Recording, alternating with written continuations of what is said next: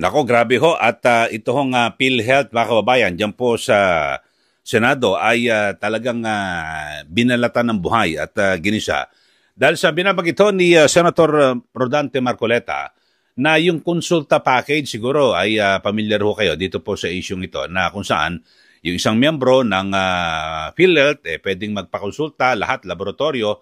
Pero alam nyo ho ba, 1,700 pesos lang ho ang budget.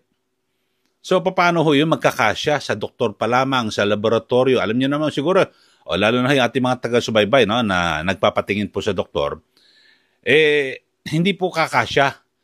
Kaya talagang hindi po naiwasan ni Senator Marcoleta na ikumpara sa aso yung ginagawa ho no, ng PhilHealth na parang ang tingin ho nila, mas masahol pa ho sa hayop ang tingin ho nila sa tao, sa mga miyembro po ng PhilHealth. Kasi totoo ho ito ako, may aso rin ho. Yung grooming, yung ano mo pagugupitan mo ho, pakukukuhan mo. 1,700 kulang ho Hindi po ba yung lahat-lahat talagang isa-shampoo pa ho yan. So, yun po minamanggit talagang parang mas mahal pa ho sa aso kaysa sa tao. Parang yun po ang tingin ngayon ng PhilHealth. Kaya sabi po ni Senator Marcoleta, talagang masyadong minamaliit ng PhilHealth yung kanilang pagtingin sa taong bayan. Pakinggan natin, ito pong Senator Marcoleta. Yung aking pong bunsong anak, meron pong isang simpleng alaga na aso. Alam po ba ninyo kung magkano po ang nagagastan niya yung parang paliguan? Kasi po may shampoo pa po yata ang importante na yung meron tagagupit po ng kanyang pati kuko po ginugupit at nagkaroon po ng grooming. Yung 1,700 po para sa aso hindi pa po sapat. Hindi pa po sapat Itong pinag-uusapan po natin, Mr. President, Your Honor, tao po mga tao po ito Kaya po, hindi po magiging maganda kahit na po pag-usapan natin ang napakagandang pinaka-noblest na objective po ng PhilHealth. Kapag itong ganitong klaseng mga pamamaraan ay hindi po nila talaga babalikatin. Para lang po tayong nagpapatintero dito, Mr. President. Tingnan po ninyo, Mr. President. Based on PhilHealth's latest data, while 102 million Filipinos have registered with PhilHealth, only 27.8 million or 24% are enrolled with Konsulta. So, naka-enroll po sa Konsulta. Ilan percent po? 24% lang po ang naka-enroll out of 102 million registrants. Kahit na po naka-register, kung 1,700 lamang po ang package, baka po sa daga pwede po ito, Mr. President. Gusto ko lang po malaman kung kanino po galing yung 1,700 pesos per package. Kung PhilHealth ba? Sino ba? Kaya po nung tinanong ko po, Mr. President, ang sagot po ay 1,700, sinagot po ng ating... Yeah. Where did that figure come from?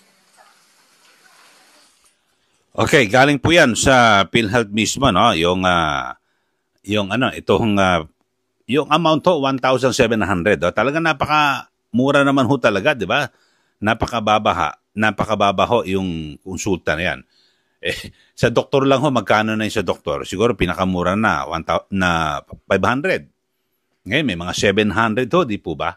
So, grabe ho, di ba? Yung kumbaga siya, no? Ang gusto hong sabihin o mensahe ni Senator Marcoleta dito, bakit napakaliit naman ng ibinabudget ng PhilHealth sa yung konsulta package niyan o 1,700? Kulang na kulang ho, mag-aabono ho dyan ang publiko, mga kababayan. So, lahat sa mga miyembro po ng PhilHealth. Kaya kukonti lang ho ang nagparehistro dyan Biruin mo, sa mahigit na 102 million na nagparehistro, nasa 20 million. So, napakaliit ho, mga kababayan. Ito, pakinggan pa natin pagpapatuloy yung usapin ho dyan sa Senado. Ganun po ang kaawa-awang kalagayan ng PhilHealth. Tayo pong lahat gustong sumuporta Kung kinakailangan pong lahat na po ng kayamanan ng Pilipinas, ibigay na po natin sa PhilHealth. Ngunit kailangan po namang ito ay talagang ayusin para sa ganun yung perang ibibigay at ipagtitiwala sa kanila, mapakinabangan po ng nangangailangan. Yun lang naman po yung pakiusap. Halimbawa, isa pa po, Mr. President, katakot-takot na corruption po sa PhilHealth. Tingnan na lamang po ninyo kung bakit nawawaldas. Ginawa pong milking cow ang PhilHealth nung kami po ay inimbestiga namin yan. Lahat po, hindi ko naman po nilalahat ang mga healthcare institutions. Ngunit sa dami po ng bilang na talagang dinisiplinahan ng PhilHealth. Halos lahat po. Kunwari po, na-admit ang isang pasyente.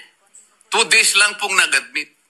Gagawin pong 7 days o kaya 10 days. Para sa ganun po ay singilin sa PhilHealth at paghahati-hatian po yung kanilang nakulimbat. Minsan naman po ang sakit ay hindi naman malala. Sipon. Gagawin pong pulmonya. Isip-isipin po ninyo yung gagawin nila. Ito pa po yung panghuli. Para naman po natapos na po ako. Magkano po ba yung ano yung tawag doon? Thermodialysis, Mr. President Juro. Magkano po ba yung nagagastos natin sa isang sesyon ng Magkano per 3,000? hemodialysis? Magkano?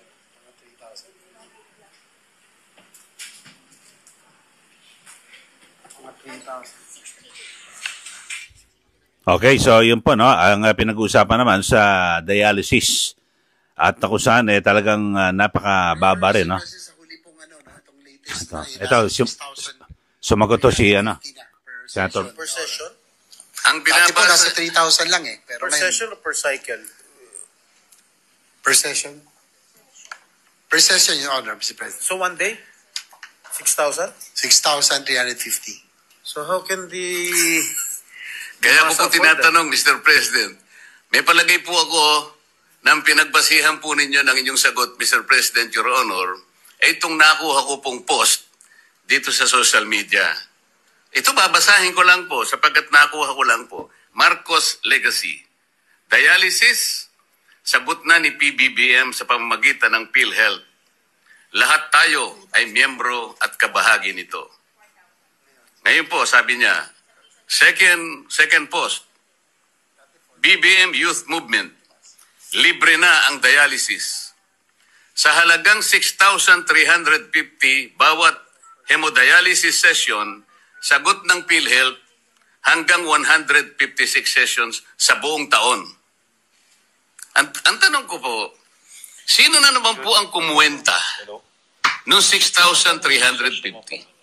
Kasi po kanina, yung konsulta, nagtataka na rin po ang ating presiding officer kung sino ang kumuwenta ng 1,700. Saan po kinuha yung 6,350? Your Honor, Mr. President, dapat po sana under the UAC law, meron po tayo tinatawag na HTAC, no, yung Health Technology Assessment Council, na ito po ay mga panel of experts, no, mga spesyalista, na sila po dapat nagde-determine kung ano po yung mga, anything technical, sila po dapat ang... Okay, so yan po ang ilang bahagi ng mga balitaktakan dyan po sa Senado na may kinalaman naman sa issue po ng PhilHealth kasi nagsagawa po ng privilege speech. Ito pong si Senator J.B. Ejercito. At yun nga ho, ay sinasabi nga ho ni Senator J.B. na sana maipatupad na yung Universal Health Law, no, sa pangkalahatan. Talagang malibre na po, no? Kasi sa ngayon ay may 'di ba, may binabanggit si Pangulo Marcos Jr. mismo sa kanyang SONA, yung no balance billing. Pero ito ho ay hindi niya nilinaw, no? Kaya ngayon meron ng paglilinaw mismo ang DOH na kung saan para lang po yan sa mga government hospital na tapos doon ka sa ward. O yung pinaka-basic na pasilidad, ward. Ngayon umaapaw po yung ward eh. So pag wala ka na ron, kung emergency, pipilitan ka, punta sa private room, bayad ka. O mga kababayan. Tapos yung mga talagang libre ho, yung senior citizen, PWDs, yun talagang, pero sa ward din, lahat. Ward ang pinakamainam mo siguro na gawin ho nating gobyerno, lahat po ng mga government hospital, i-convert na sa ward. Siguro mag-ilang kwarto na lang siguro mga 5 kwarto na lang para po sa private. Kasi total public service naman tayo, di po ba? So yun lang ang maganda rito ay binabanggit at question ni Senator Marcoleta yung PhilHealth, yung kasalukuyang sistema na napakaliit masyadong binabarat po ang mga tao, yung mga miyembro. Biro mo 1,700 yung e-consulta package. Napakaliit talo pa yung mas ginagastos ng ibang tao na may alagang aso sa 1,700. Hayop yun, ito tao pantao, di ba, yung PhilHealth. Tapos yung sa dialysis ganun din napakaliit daw ng budget din. So yun lang inaasahan natin na sana mapataas yung budget ng PhilHealth, mabigyan siguro ngayon dahil zero sila nakaraan sa 2025 national budget. Ngayon madagdagan sila ng pondo, pero dapat tanggalin po yung corruption.